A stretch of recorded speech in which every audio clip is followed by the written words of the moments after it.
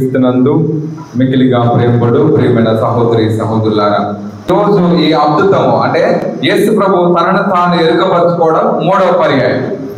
అంటే ఇంకా ముందుగానే 2 జరిగినాయి. 2 ఎక్కడ కనిపించాడు? ఎవరికి కనిపించాడు? మొదటిగా ఎవరికి కనిపించారు? మగ్దలేన మరియమ్మకు. ఆమె వచ్చి అక్కడ ఉన్నటువంటి దేవదూతలతో మాట్లాడుతుంది. దేవదూతలు ఏమన్నారు? ఇదిగో సజీవుడైనటువంటి క్రీస్తు ప్రభువును నువ్వు ఎలా మృతులలో వెతుకుతున్నావు? ఆయన ఆల్రెడీ పునరుత్థానం అయి ఉన్నాడు, నీవు మాత్రం ఇక్కడికి వచ్చి మృతులలో వెతుకుతున్నావు, ఆయన సజీవుడై ఉన్నాడు అని చెప్పేసి మొదటి పర్యాయము ప్రభువు ఆమెతో మాట్లాడటము, ఆ శిష్యులు మాట్లాడడం, ఆ యొక్క దేవదూతలు ఆమెకు చెప్పడం చూస్తున్నా. ప్రభువు కూడా ఆమెకు ప్రత్యక్షం అవ్వడం చూస్తున్నా. రెండవదిగా మనం చూస్తే లూకా శుభవార్తలో ఎమ్మావస్ నగరానికి పోయేటప్పుడు అక్కడ క్లయోపా తన యొక్క సోదరుడు వాళ్ళిద్దరు కూడా వాళ్ళు పోతూ ఉంటారు. ఎక్కడికి పోతున్నారంటే యెరూషలేములో నుండి యెరూషలేము బయటకు వెళ్ళిపోతుంటారు. వాళ్ళు యెరూషలేము ఎందుకు వచ్చారు? యెరూషలేము ఎందుకు వచ్చారంటే ప్రభు పిలిచాడు వాళ్ళని, ఇదిగో మీరు నా ఎంటరండి, మిమ్మల్ని మనుషులు పట్టు వారిగా చేస్తాను అని. మనుషులు పట్టు వాళ్ళంటే ప్రభువు తన సేవకు పిలుచుకొని, ఇదిగో క్రూరత్వంతో, కోపంతో, పగతో, ద్వేషముతో, ప్రతీకారంతో, స్వార్థముతో, అసూయతో ఇలాంటి సుగుణాలతో ఉంటే అలాంటివన్నింటిని కూడా తీసివేసి క్రీస్తు ప్రభు యొక్క సుగుణాలను, ఒకరి పట్ల ఒకరు ప్రేమ కలిగి జీవించడం, అందరూ నా వాళ్ళే అనుకోవటం, అందరికీ సహాయం చేయాలనుకోవటం, అందరి కోసం ప్రార్థన చేయటము, ఇతరుల కోసం ప్రాణం ఇచ్చేటువంటి వ్యక్తులుగా మారిపోవటం. ఆ విధంగా అంటే సాక్షాత్తు క్రీస్తు ప్రభు ఎలా ఉండాలి అనుకున్నాడో తనను అనుసరించేటువంటి వాళ్ళు కూడా ఆ విధంగానే నేను తయారు చేస్తానని ప్రభు ఆ విధంగా మనుషులు పట్టువాడిగా చేస్తాను అంటున్నాను. ఇక్కడ మనసు పట్టువారుగా అంటే మనుషుల్ని ఏ విధంగా అంటే రాతి హృదయం నుండి మాంసపు హృదయంగా మారుస్తాను. ఇదిగో పగ, ద్వేషంతో, ప్రతీకారంతో రగిలేటువంటి వారందరి జీవితాల్లో ఆ క్రీస్తు ప్రభు ఉన్నటువంటి సుగుణాలను మీరందరూ కూడా అలవర్చుకునేలా నేను చేస్తాను. మామూలుగా మనిషి క్షమించుకోలేదు. ఏదైనా చిన్న తప్పు జరిగితే పెద్దగా వాళ్ళు కొట్లాడటము, గొడవలు చేయటము అట్లా ఉంటుంది. కానీ ఇక్కడ ప్రభు ఏ విధంగా అంటే సాక్షాత్తు ఆయన శిలువలో మరణిస్తున్నటువంటి సమయంలో కూడా అక్కడ ఉన్నటువంటి వారందరూ కూడా ఆయన చావు కోరుకుంటారు. ఆయన చస్తే బాగుండు, ఆయన అందరూ కూడా ఆయనకు మంచి జరిగినటువంటి వాళ్ళు కూడా ఆయన సావు కోరుకుంటారు. కానీ అటువంటి వారిని సహితము దేవుడు క్షమిస్తున్నాడు. అది మనుషులు పట్టు వాళ్ళంటే. అంటే ఎటువంటి వాళ్ళైనా కూడా దేవుని యొక్క ప్రేమకు దాసోహం కావాల్సిందే. అంటే శత్రువుల సహితము ఆయన క్షమిస్తున్నాడు, వారి కోసము ప్రార్థన చేస్తున్నాడు. అది ఆయన అక్షరాల పాటించినటువంటి వ్యక్తి. సిలువలో నుండి అందరూ కూడా ఆ కాలంలో సిలువ వేసినప్పుడు ఆ సిలువలో నుండి అందరూ కూడా గట్టిగా తిట్టడము, అక్కడికి వచ్చిన వాళ్ళందరినీ ఆ పనిష్మెంట్ ఎవరెవరైతే ఇచ్చుంటారో వాళ్ళందరినీ కూడా తిడతారు.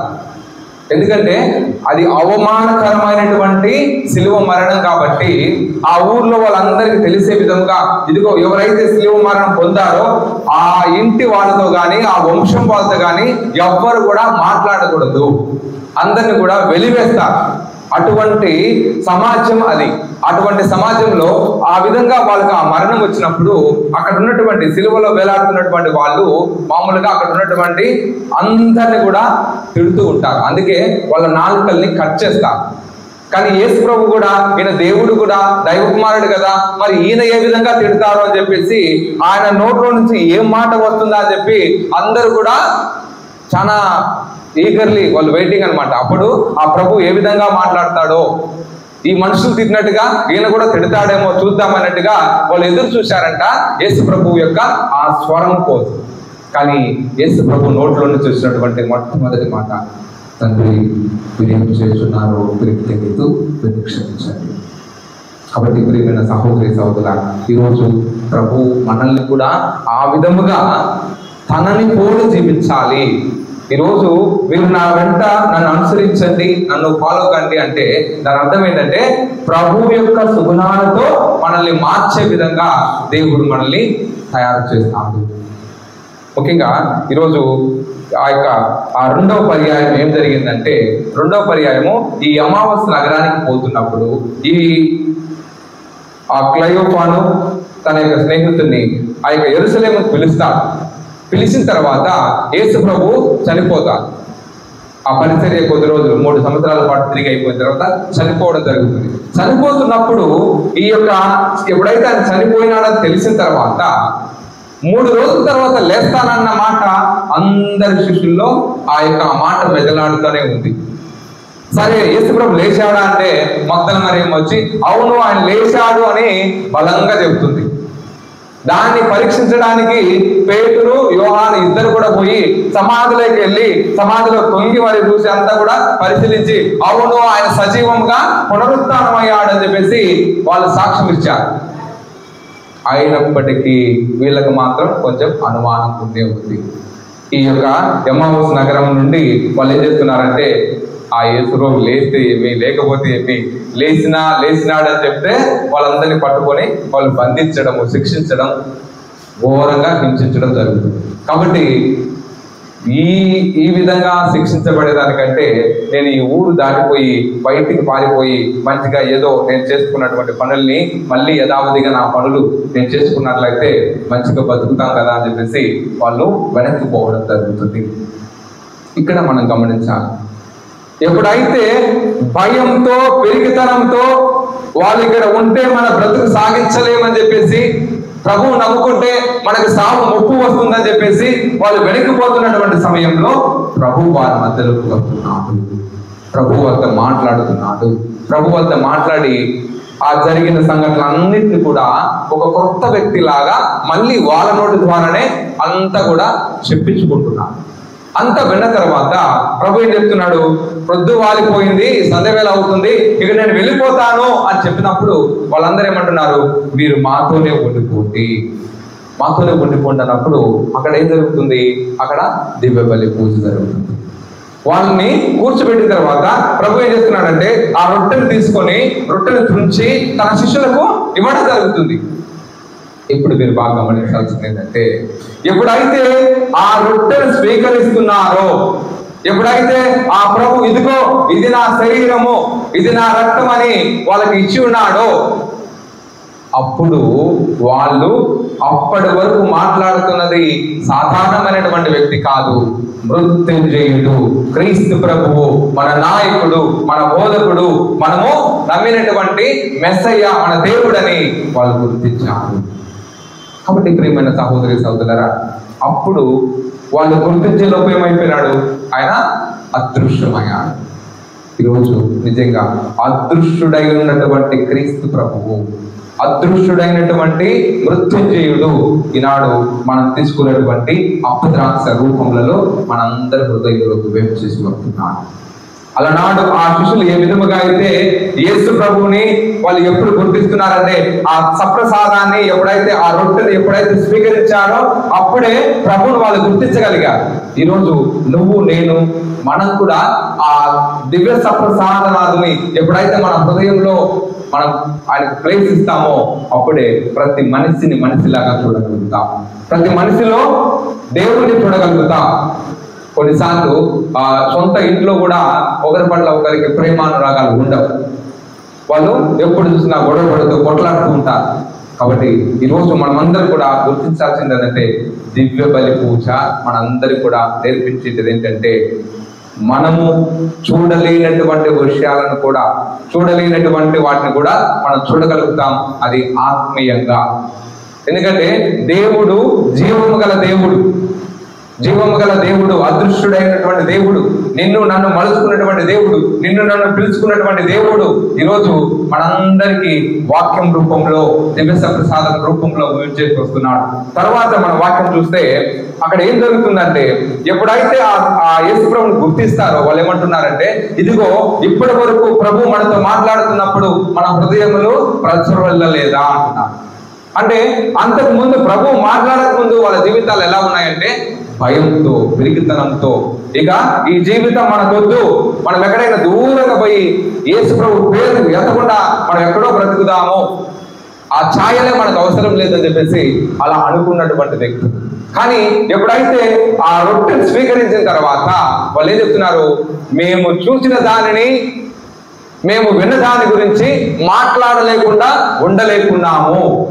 వాళ్ళు వెంటనే ఏం చేస్తారంటే ఆ ఊరు బయట నుంచి మళ్ళీ వాళ్ళు యెరూషలేములోకి రావటం మనం చూస్తున్నాం. అంతేకాదు వారు ఆ సంఘటన గురించి ప్రతి ఒక్కరికి కూడా వాళ్ళు చెప్పడం మనం చూస్తున్నాం. ప్రియమైన సహోదరి సహోదరుల, అలాంటి తరుణమే ఈరోజు మూడవ పర్యాయం కూడా ఇదే జరుగుతుంది. మూడవ పర్యాయంలో ఏం జరుగుతుందంటే పేతురు పిలుస్తున్నాడు. పేతురు ఏమని పిలుస్తున్నాడు? ఇదిగో నేను చేపలు పట్టడానికి పోతున్నాను, నా వెంట వచ్చేవాళ్ళు ఎంతమంది?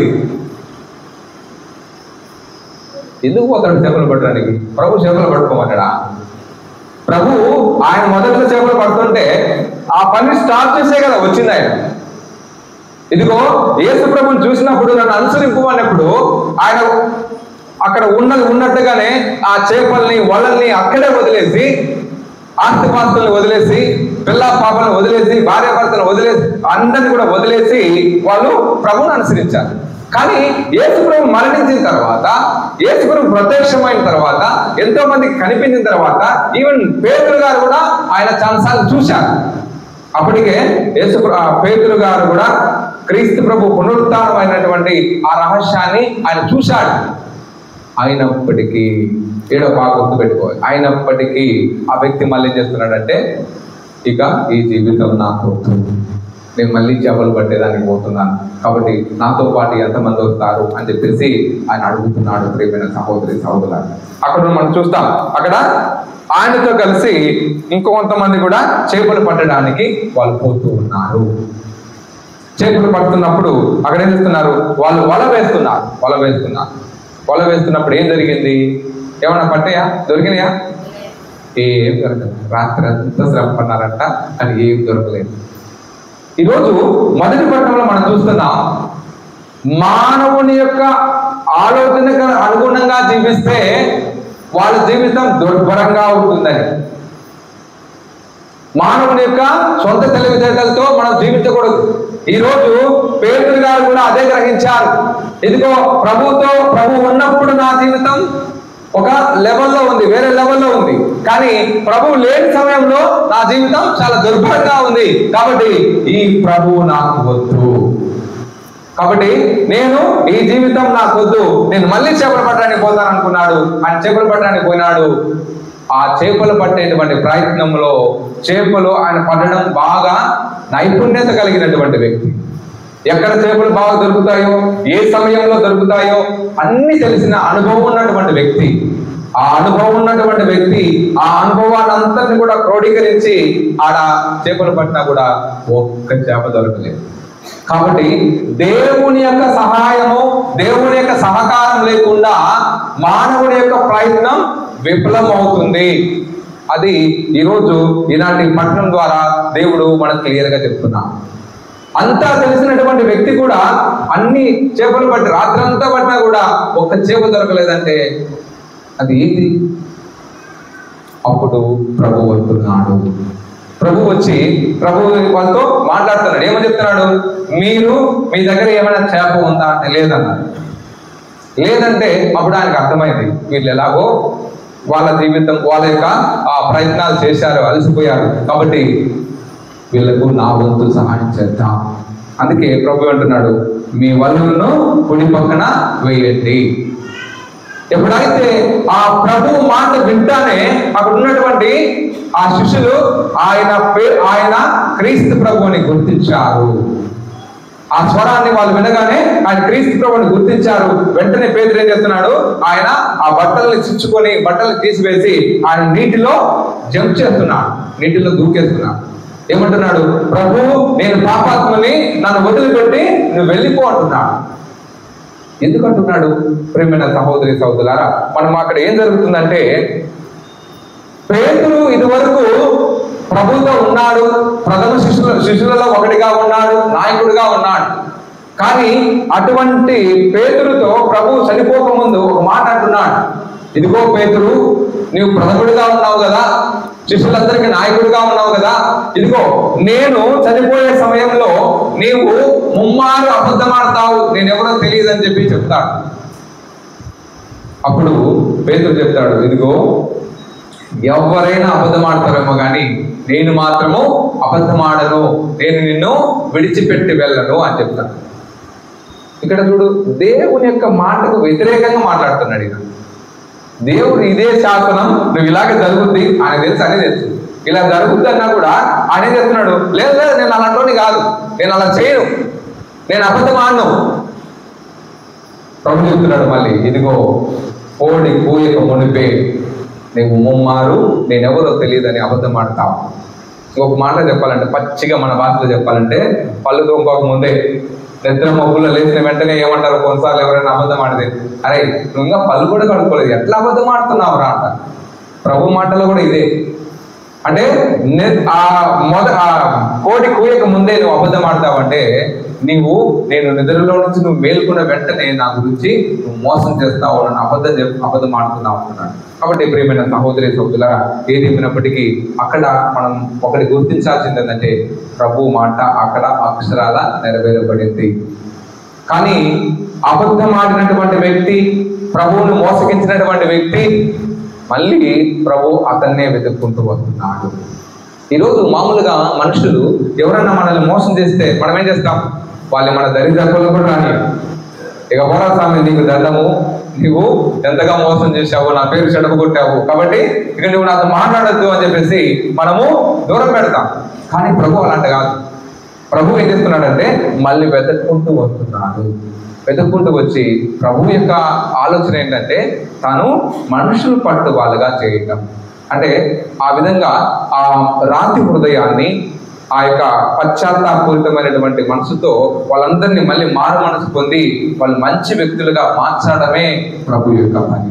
అదే ఆయన యొక్క పని.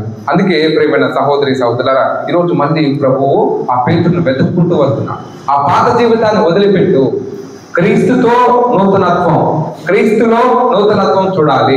క్రీస్తు ప్రభుతో ఉంటే ఎల్లప్పుడూ కూడా సంతోషంగా, సమాధానంగా, సఖ్యతతో మనం జీవించాలి అనేది ప్రభు ఆశించేది. అందుకే వాళ్ళు ప్రభువుని వదిలిపెట్టినట్లయితే వాళ్ళ జీవితం దుర్భరంగా ఉంటుందని ప్రభువు తెలుసు. కాబట్టి మళ్ళీ ప్రభువు వాళ్ళని వెతుక్కుంటూ వచ్చాడు, వాళ్ళని అడుగుతున్నాడు, ఇదిగో అక్కడ చేపలు పట్టండి కుడి వైపున, ఇక్కడ ఈ వలలు వేయండి, కుడి వైపున వలలు వేయండి అనేటువంటి ఆ మాట మనకి ఏం సూచిస్తుందంటే ప్రభు యొక్క ఆజ్ఞను సూచిస్తుంది.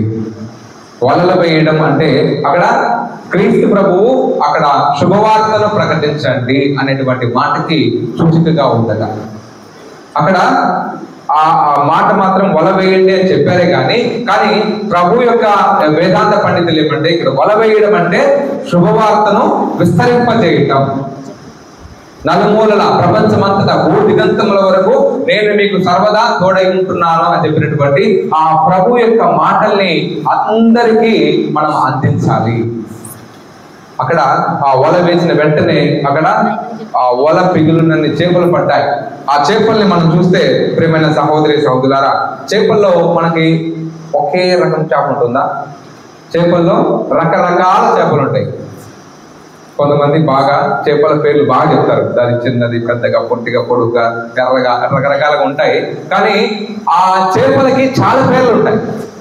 అన్ని రకాల ఎన్నో రకాలైనటువంటి చేపలు ఆ వలలో దొరుకుతాయి.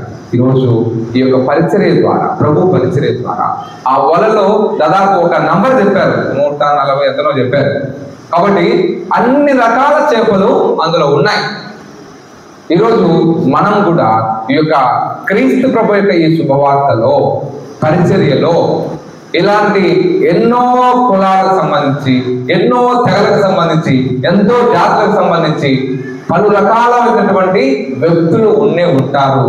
కానీ అందరూ కూడా ఆ వలలో ఏ విధముగా అయితే అంటే ఉన్నారో ఆ విధంగా మనందరం కూడా ఆ వలలో ఉన్నట్టుగా మనమందరం కూడా క్రీస్తు ప్రభు యొక్క సంరక్షణలో మనం పెరగాలి. క్రీస్తు ప్రభు యొక్క ఆ యొక్క వేద వ్యాపకం, దాని ద్వారా మనము రోజు రోజు వృద్ధి చెందాలి. వేద వ్యాపకం అంటే దేవుని యొక్క శుభవార్తను ప్రకటించటం. కాబట్టి మనమందరం కూడా ఎప్పుడైతే ఆ వేద వ్యాపకంలో క్రీస్తు ప్రభు యొక్క వాక్యానుసారంగా జీవిస్తామో అప్పుడే మన జీవితం ధన్యమవుతుందని మనందరికి కూడా ప్రభు తెలియజేస్తున్నాడు. ఇక్కడ ఆయన ఆ వల వేయటం, దాని వెనక్కి ఒడ్డుకు లాగటం, ఇవంతా కూడా పేతురు గారి యొక్క నాయకత్వానికి మనందరికి కూడా, అంటే పేతురు మనందరికి కూడా ప్రథమ పోపు గారు, మొట్టమొదటి పోపు గారు పేతురు గారు. కాబట్టి ఆ విధంగా క్రీస్తు ప్రభు తర్వాత నాయకుడు ఎవరంటే పోపు గారే, ఈ పేతురు గారే. కాబట్టి ఆయన నాయకత్వంలో మనమందరం కూడా ముందుకు సాగిపోవాలి. అదే ప్రభు మనందరికి కూడా తెలియజేసేది. అక్కడ ఆ సరస్సు, తిబేరియా సరస్సు, ఆ తిబేరియా సరస్సు, ఆ ఒడ్డు అదంతా కూడా పరలోకానికి, స్వర్గానికి చిత్రంగా ఉందంట. కాబట్టి ప్రియమైన సహోదరి సహోదరులారా, ఇవన్నీ కూడా ఇంకా అక్కడ కూడా మనం ఏం జరుగుతుంది, ఆ ఒడ్డుకు తెచ్చిన తర్వాత చేపలు అక్కడ కూడా ప్రభువు అక్కడ విందుని ఏర్పాటు చేస్తున్నాడు. ఆ విందును వాళ్ళందరూ కూడా స్వీకరిస్తున్నారు. అంటే వాళ్ళందరూ కూడా కలిసి ఆ భోజనము వాళ్ళు చేస్తున్నారు. ఆది క్రైస్తవులు వాళ్ళు ప్రార్థించుట యందు, వాళ్ళు వాక్యం యందు, ఆ సహవాస జీవితం అందు, రొట్టె విరుచుట యందు వాళ్ళందరూ కూడా కలిసి మెలిసి ఉన్నారు. రొట్టె విరుచడం అంటే ఇదే ఈ యొక్క దివ్య బలి పూజలో వాళ్ళందరూ కూడా కలిసి మెలిసి ఉన్నారు. కాబట్టి ఈరోజు దివ్య బలి పూజ మనందరినీ కూడా సఖ్యత పరుస్తుంది. మనందరి జీవితాల్లో ఉన్నటువంటి ఆ భయాన్ని, పెరిగితనను, ఆ ఆందోళనను, వీటన్నిటిని కూడా తీసివేస్తుంది. అప్పటి వరకు వాళ్ళందరూ కూడా మా జీవితం ఎలా ఉంటుందో, మళ్ళీ చేపలు పట్టేదైనా మా బ్రతుకు అనుకున్నారు. కానీ ఎప్పుడైతే ప్రభువుతో మాట్లాడారో, ఎప్పుడైతే మళ్ళీ ఆ విందు వాళ్ళు భుజించారో అప్పుడు వాళ్ళలో మళ్ళీ ధైర్యం వచ్చింది. ఎందుకంటే క్రీస్తు ప్రభు ఆ భోజనం ద్వారా, వాళ్ళు ఆ యొక్క దివ్య బలి పూజ ద్వారా వాళ్ళందరూ కూడా మళ్ళీ అక్కడ ఆ ప్రభువుతో లీనమైపోయారు, ప్రభువులో వాళ్ళు ఐక్యమైపోయారు. అప్పుడు ప్రభువు అడుగుతున్నటువంటి ప్రశ్న, పేతురు నువ్వు నన్ను ప్రేమిస్తున్నావా? ఇప్పుడు చూడండి, అప్పటి వరకు ప్రభువు ఎవరో తెలియక ఆయన ఏదో తప్పు చేసి మళ్ళీ వేదావిధిగా పడిపోవాలనుకున్నాడు. ఇక ఆయనతో పరిచయం అయి మాట్లాడిన తర్వాత ఏం జరిగింది, ప్రభు అని గుర్తించారు. గుర్తించిన తర్వాత వాళ్ళతో కలిసి భోజనం చేసిన తర్వాత అప్పుడు మళ్ళీ వాళ్ళకి ఒక ప్రశ్న వేస్తున్నాడు, ఇదిగో పేతురు నన్ను ప్రేమిస్తున్నావా? ఆయన అంటున్నాడు, అవును నేను ప్రేమిస్తున్నాను. ఈరోజు నిజంగా ప్రభు కూడా మనందరితో దివ్య గ్రంథ పఠనాల ద్వారా మాట్లాడుతున్నాడు. ప్రతిరోజు దివ్య బలి పూజతో మనతో మాట్లాడి అయిపోయిన తర్వాత దివ్య సప్రసాదము ద్వారా క్రీస్తు ప్రభు మన హృదయంలోకి చేసి వస్తున్నాడు. కానీ అక్కడ ఎమ్మావోస్ నగరంలో అయితేనేమి, ఇక్కడ ఈ యొక్క ఉపమానంలో అయితేనేమి ప్రభు వాళ్ళతో మాట్లాడుతున్నాడు. కానీ ఈరోజు ప్రభు మనతో మాట్లాడు, కానీ మన మనస్సాక్షితో మాట్లాడతాడు. నీవు నిజంగా ఈ దివ్య సప్రసాదం తీసుకునే సమయంలో నీవు దానికి అర్హుడిగా ఉన్నావా? నీ నోటిని నిన్ను శుద్ధం చేసుకున్నావా? నీ హృదయాన్ని నువ్వు శుద్ధం చేసుకున్నావా? నీవు పాపసంకరణ చేస్తున్నావా? నీవు ప్రతిరోజు ప్రార్థన చేస్తున్నావా? అది మనం అంతర్లీనంగా మన యొక్క మనస్సాక్షి మనల్ని ప్రశ్నిస్తుంది. కాబట్టి ప్రియమైన సహోదరి సహోదరులారా, ఏదేమైనప్పటికీ ఈరోజు క్రీస్తు ప్రభు అవధులు లేని ప్రేమను, షరతులు లేని ప్రేమను ప్రభువు వారి పైన కనబరుస్తున్నాడు. ఇది వరకు ప్రభువు ఆ మానవులకు వెంటబడి మనందరి కోసం మరణించడం ఒక ఎత్తు అయితే, మరణించి పునరుత్థానం అయిన తర్వాత పెరిగి బందల్లా పారిపోతున్నటువంటి వ్యక్తుల దగ్గరికి మళ్ళీ రావడం, వాళ్ళతో మాట్లాడడం, వాళ్ళకి ధైర్యాన్ని ఇవ్వడం, వాళ్ళు ఇంకా నేను మిమ్మల్ని ప్రేమిస్తున్నానని ప్రభువు వాళ్ళు వెంటబడుతున్నారు. కాబట్టి ప్రియమైన సహోదరి సహోదరులారా, ఈరోజు ముఖ్యంగా ఈ ప్రేమలో, క్రీస్తు ప్రభు ప్రేమలో మనం ఉండాలంటే 4 మాటలు. ఒకటి ఏంటంటే 4 టీలు అంట. Tea for talk. మనం మాట్లాడాలి. మనం మాట్లాడితేనే, మామూలుగా సాధారణంగా భార్యాభర్తలు కానీ, ప్రేమించుకునే వాళ్ళు కావచ్చు, లేదా యువకులు కావచ్చు, ఎవరైనా మాట్లాడకపోతే ఇతరుల మనస్తత్వాలు మనం తెలుసుకోలేదు. ఇప్పుడు భార్యాభర్తలు ఇద్దరు వాళ్ళు ప్రమాణం చేస్తారు, కష్టంలోను, సుఖంలోను, వ్యాధిలోను, బాధలోను, సౌఖ్యంలోను నేను నీకు ప్రామాణికంగా ఉండాలని మాట ఇస్తున్నా అని చెప్పి చెప్పుకుంటారు. కానీ ఆ మాట పట్ల అయిపోయిన తర్వాత వాళ్ళు ఎప్పుడు కూడా మాట్లాడుకోలేదనుకో, వాళ్ళకి ఒకరి పట్ల ఒకరు ప్రేమ ఉన్నట్ట. ఏం లేదు. ఒకవేళ వాళ్ళ కోపతాపాలు ఉన్నా కూడా వాళ్ళు ముందు మాట్లాడుకోవాలి. కొన్నిసార్లు కొత్తగా పెళ్ళైన వాళ్ళు మామూలుగా అమ్మాయిలు ముఖ్యంగా ఎక్కువ శాతం వెంటనే ఫోన్ చేసి చెప్తుంటారు, ఇదిగో నా మొగుడు కొట్టినాడు, నన్ను తిట్టినాడు, నన్ను ఈరోజు నా మీద సీరియస్గా ఉన్నాడు, తాగి వచ్చినాడు, ప్రతిదీ డైలీ కంప్లైంట్ చేస్తుంటారు ఇంటికి. వాళ్ళ మమ్మీ వాళ్ళు ఏం చెప్తారు, కూర్చోబెట్టి మాట్లాడు, ఎందుకు ప్రతిరోజు నన్ను ఫోన్ చేసి సాగు పెడుతున్నావు. కాబట్టి మీరు మాట్లాడండి కూర్చొని. లేదా ఒకరోజు మేము వచ్చి ఇద్దరు కూర్చోబెట్టి సెటిల్మెంట్ చేస్తాం. అంటే మాట్లాడుకుంటే ప్రాబ్లమ్స్ సాల్వ్ అవుతాయి. అది ప్రభు చెప్పేది. ఆ రోజు కూడా ఆ యొక్క ఎమ్మావస్ నగరంలో అయితేనేమి, ఈరోజు ఉపమానంలో అయితేనేమి, వాళ్ళు ప్రభువుతో మాట్లాడటం లేదు. ప్రభు వాళ్ళ కనపడినాడు, వాళ్ళ ధైర్యంగా వాళ్ళందరికీ ధైర్యాన్ని ఇస్తున్నాడు. కానీ ఇంకా వాళ్ళ మనసులో ఏదో తెలియని ఒక భయం. ఆ భయం ఎప్పుడు పోతుంది? వాళ్ళు ప్రభుతో మాట్లాడినప్పుడు ఆ భయం పోతుంది. ఎప్పుడైతే వాళ్ళు ప్రభుతో మాట్లాడారో అప్పుడేం చేస్తున్నారు, మేము ప్రభువును చూసాము, ప్రభువును చూసినటువంటి ఆ సన్నివేశాన్ని మేము మాట్లాడకుండా ఉండలేము అంటున్నారు. కాబట్టి ఈరోజు ప్రియమైన సహోదరి సహోదరులారా, చాలా కుటుంబాలు విచ్ఛిన్నం అవుతున్నాయంటే దానికి కారణం వాళ్ళు సరిగా మనస్ఫూర్తిగా మాట్లాడుకోలేకపోవడం, ఒకరి మీద ఒకరికి నమ్మకం లేకపోవడం. అది యువకుల్లో కావచ్చు, లేదా గృహస్థ క్రైస్తవులు కావచ్చు, లేదా ఇక్కడ గురువులుగా కన్యాస్త్రీలుగా అందరి జీవితాలు కరెక్ట్గా మాట్లాడలేదు. మీరు లోపల ఒకటి బయట ఒకటి డబుల్ గేమ్ ప్రిటర్నింగ్ ఎప్పుడు కూడా ఇలాంటి మాటలతో ఉన్నట్లయితే మన జీవితాలు సమం కావు. దేవుడు ఈరోజు చెప్తున్నాడు, మనము ఒకరొకరు మాట్లాడుకోవాలి. మాట్లాడుకున్నప్పుడే ఆ ప్రేమను మనం వ్యక్తపరిచిన వాళ్ళు అవుతాం. మనం దేవుడితో ఎప్పుడు మాట్లాడతాం అంటే మనము బైబుల్ వాక్యాన్ని చదివితే దేవుడు మనతో మాట్లాడతాడండి. పునీత అగస్టిన్ భక్తులు గారు ఏం చెప్తారంటే, ఈ బైబుల్ గ్రంథం అనేది ఇది ఒక ప్రేమ లేఖ. దేవుడు మానవుడికి రాసుకున్నటువంటి ఒక ప్రేమ లేఖ, love letter between God and human being అని చెప్పి చెప్తారు. ఈ లవ్ లెటర్ ని మనం ప్రతిరోజు చదవాలంట. మనం చదవడం ద్వారా దేవుడు మనతో మాట్లాడుతాడు. అది ప్రభు, అది ఆ పునీతుడు మనకు చెప్తాడు. కాబట్టి ప్రియమైన సహోదరి సహోదరుల, దేవుని గురించి మనం ఎక్కువగా తెలుసుకోవాలంటే మనము ప్రార్థనలో మనం మాట్లాడతాం. మన ప్రార్థనలో దేవుడు ఆలకిస్తాడు. అప్పుడు దేవుడు మౌనంలో కూడా దేవుడు మనతో మాట్లాడితే దేవుడికి మనం స్పేస్ ఇవ్వాలి. కొంచెము మన మనసులో కొంచెము స్పేస్ ఇవ్వాలి. మనం అందరికీ స్పేస్ ఇస్తాం. అన్నిటికీ సమయం ఉంటుంది. ఫోన్లో మాట్లాడడానికి సమయం ఉంటుంది, చాటింగ్ చేయడానికి సమయం ఉంటుంది, ఎవరితో కొట్లాడడానికి సమయం ఉంటుంది, సినిమాలు చూడడానికి సమయం ఉంటుంది, బయటికి షాపింగ్ పోవడానికి సమయం ఉంటుంది. కానీ ప్రార్థన చేసుకోవడానికి మాత్రం సమయం దొరుకుతుంది. కానీ ఈరోజు ప్రభు అంటున్నాడు, కొంచెం స్పేస్ అడుగుతున్నాడు. నీ హృదయంలో నాకు కొంచెం స్థలం ఉందా? దర్శన గ్రంథంలో 3వ అధ్యాయంలో మనం చూస్తాం. ఆయన చెప్పాడు, ఇదిగో నేను హృదయం అనే తలుపు వద్ద నేను ఉన్నాను, నేను తలుపు కొడుతున్నాను, నా స్వరం వినండి, మీరు తలుపు తీయండి. తలుపు తీస్తే ఏమవుతుంది? తర్వాత వాక్యాలు మనం చూస్తే తలుపు తీస్తే ఏమవుతుందంటే ప్రభు యొక్క ఇవ్వబోయేటువంటి ఆ యొక్క విందులో మనమందరం కూడా భాగస్థులం అవుతాం. ఆ ప్రభు యొక్క విందుతో మనమందరం కూడా ఆయనతో కలిసి భోజనం చేస్తాం. అంటే ఆ పరలోకపు విందులో మనమందరం కూడా భాగస్థులం అవుతాం. మన హృదయం అనేటువంటి తలుపు మనం ఎప్పుడైతే తెలుస్తామో, ప్రభువుని మన హృదయంలోకి ఎప్పుడైతే ఆహ్వానిస్తామో, అప్పుడు ఆ విధంగా మనము దేవుని యొక్క ఇవ్వబోయేటువంటి ఆ విందులో మనము సభ్యులం అవుతాం. ఇక రెండవది టీ ఫర్ టాలరెన్స్. ఒక్కోసారి మాట్లాడుకునేటప్పుడు కూడా కొట్లాటలు వస్తాయి. కాబట్టి మనము ఓపిక కావాలి. భార్యాభర్తల మధ్య, అన్నదమ్ముల మధ్య, అక్కచెల్లెల మధ్య, అందరి మధ్య ఈ గొడవలు ఉంటాయి. కానీ అట్లా అని చెప్పి ఎప్పుడు గొడవ పడుతుంటారు. ఎవరో ఒకరు ఓపిక, టాలరెన్స్, సహనం, ఓర్పు అనేది మనకు ఉండాలి.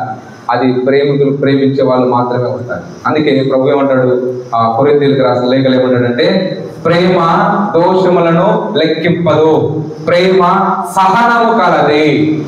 కాబట్టి ఈరోజు నువ్వు కూడా క్రీస్తు ప్రభువుని ఎంతగా ద్వేషించినా, ఎంతగా హింసించినా, ఆయన ప్రాణాలని తీసివేసినా కూడా ప్రభువు ఆయన సహనం కలిగి ఉన్నాడు. పల్లెత్తి మాట కూడా అనలేదు, ఎవరి మీద కంప్లైంట్ ఇవ్వలేదు. ఆయన కంప్లైంట్ ఇవ్వకుండా దానికి వ్యతిరేకంగా ఏం చేస్తున్నాడు, తండ్రి మీరు ఏం చేస్తున్నారు, క్షమించండి. కాబట్టి ప్రియమైన సహోదరి సహోదరులు, ప్రభు ప్రేమలో మనము నిలబడి ఉండాలంటే మనం సహనం కలిగి ఉండాలి. మానవులకు సహనం ఉండదు. కొద్దిసేపు కొంచెము ఏదైనా కొంచెం లేట్ అయిందంటే టైం చూసుకుంటాం, అట్ట చూస్తాం, పెట్ట చూస్తాం, అందరి మీద సిరాకు పడతాం.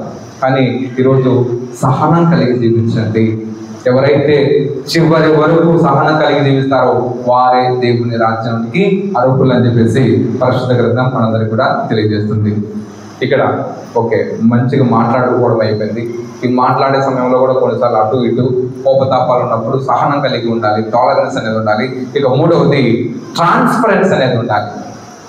మూడవది ట్రాన్స్పరెన్స్. మాట్లాడే సమయంలో కూడా కొంతమంది ఏం చెప్తారు తెలుసా, కొన్ని దాచిపెట్టి అబద్ధాలనే చెప్తారు, లేనిపోని అబద్ధాలనే చెప్తారు.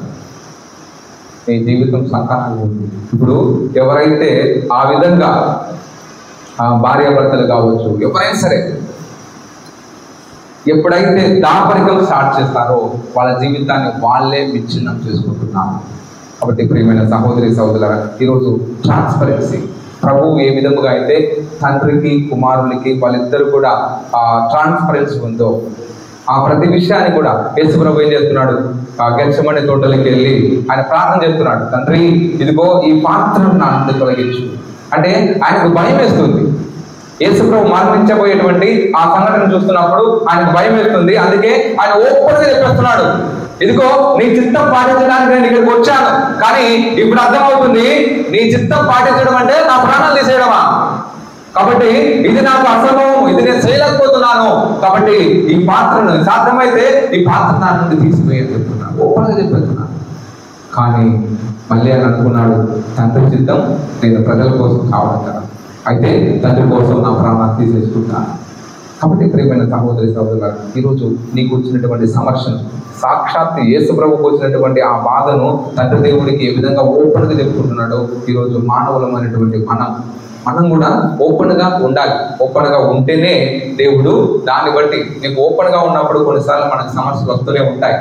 కానీ అలా అని చెప్పి ప్రతిసారి మనము అలాగే దాచిపెట్టుకుంటా ఏదైనా అబద్ధాలు చెప్పుకుంటూ పోతే నీ జీవితం మళ్ళీ లాస్ట్కి నీ మాటలు ఎవ్వరు నమ్మరు. కాబట్టి నువ్వు ఓపెన్గా ఉన్నప్పుడు నీ కష్టాలు వచ్చినా కూడా ఎవరో ఒకరు చెప్తారు, ఇదిగో పలానా వ్యక్తి చాలా స్ట్రిక్ట్గా ఉంటాడు, చాలా సిన్సియర్గా ఉంటాడు, చాలు నువ్వు క్రీస్తు ప్రభువుని వాళ్ళకి పరిచయం చేసిన వాడు అవుతావు. కాబట్టి ప్రియమైన సహోదరి సహోదరులారా, చివరిగా మనము థ్యాంక్స్ గివింగ్, మనము ఎల్లప్పుడూ ఏం కలిగి ఉండాలంటే ప్రతిదానికి మనం చేసినటువంటి పనులకు వాటన్నిటికీ కూడా ఆ ప్రేమ కలిగినటువంటి వాళ్ళు ఆ థ్యాంక్స్ అనేది చెప్పుకుంటూ ఉంటారు. అంటే కృతజ్ఞతా భావం కలిగి ఉండాలి. భార్యాభర్తల మధ్య కృతజ్ఞతా భావం కలిగి ఉండాలి. ఇప్పుడు కొన్నిసార్లు భార్యాభర్తలు ఉంటారు, వాళ్ళ ఇంట్లో ఆడవాళ్ళు ఎంతో పని చేస్తుంటారు. వాళ్ళు ఏం పని చేసినా కూడా అది బాగలేదు ఇది బాగలేదని బాగా చెప్తున్నాం అనుకో, నీకు మూడినట్టే. కాబట్టి చేసినటువంటి పనులు, చిన్న చిన్న పనుల్ని కూడా వాళ్ళకి మనము ఇదిగో నువ్వు ఇలా బాగా చేసావు, చాలా బాగా చేసినావు, థ్యాంక్ యూ. కొన్నిసార్లు మనం ఆ విధంగా కూడా మన ప్రేమను వ్యక్తపరిచిన అవుతాం. ఈరోజు క్రీస్తు ప్రభు కూడా మనల్ని లెక్కలేని విధంగా మనల్ని ప్రేమిస్తూనే ఉన్నాం. మనకు ధైర్యాన్ని ఇస్తూ, బలాన్ని ఇస్తూ, మనకు జ్ఞానాన్ని ఇస్తూ, మనకు ఎప్పుడు కూడా మనకు తోడుగా ఉన్నాడు. అటువంటి ప్రభువుని మనము ఆ ప్రభువుతో మాట్లాడాలి. ఆ ప్రభుత్వం ఓపెన్ మైండెడ్తో మాట్లాడాలి, ట్రాన్స్పరెన్సీగా మాట్లాడాలి. ఆ ప్రభువు ముందు మనకు కొన్నిసార్లు కష్టాలు, బాధలు ప్రభు గురించి మాట్లాడుతున్నప్పుడు తప్పకుండా మనకు సమస్యలు వస్తాయి. టాలరెన్స్, ఓపిక, సహనం అనేది మనకు ఉండాలి. వాటన్నిటితో పాటు అన్ని వేళలా మనం ప్రభువుకి వందనాలు చెల్లించాలి. కష్టాల్లో, బాధల్లో, వ్యాధుల్లో అన్నిటిలో కూడా మనము ప్రభువుకి వందనాలు చెల్లించాలి. యోబు ఏ విధంగా అయితే ఆయన కష్టం వచ్చినప్పుడు దేవుడిని ఏం ద్వేషించారు.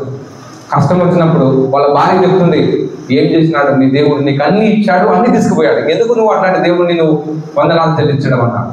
కానీ ఆయన చెప్పేటువంటి మాట, ఇదిగో మంచి జరిగినప్పుడు నువ్వు ఆయన్ని అన్ని స్వీకరించావు కదా, వారి చెడుని ఎందుకు స్వీకరించలేకపోతున్నావు? కాబట్టి ఈరోజు మనం కూడా యోబు వలె ఎప్పుడైతే ఓపిక పడాలి, సహనం కలిగి జీవించాలి. ఆయన ఓపిక అన్ని సమయాల్లో కూడా దేవుని స్తుతించాడు కాబట్టి చివరికి ఆయన గొప్పగా దీవించబడుతున్నాడు. ఈరోజు అలా గొప్పగా దీవించబడేటువంటి బిడ్డలుగా మనం మారాలంటే ఈ యొక్క సూచనలను మన యొక్క జీవితంలో అలవాటు చేసుకోవాలి. అందుకు కావాల్సినటువంటి ఆ వరాలు దేవుడు మనకు దయచేయాలని దేవుని ప్రార్థించుదాం. పితా పుత్ర పవిత్ర ఆత్మ నామమున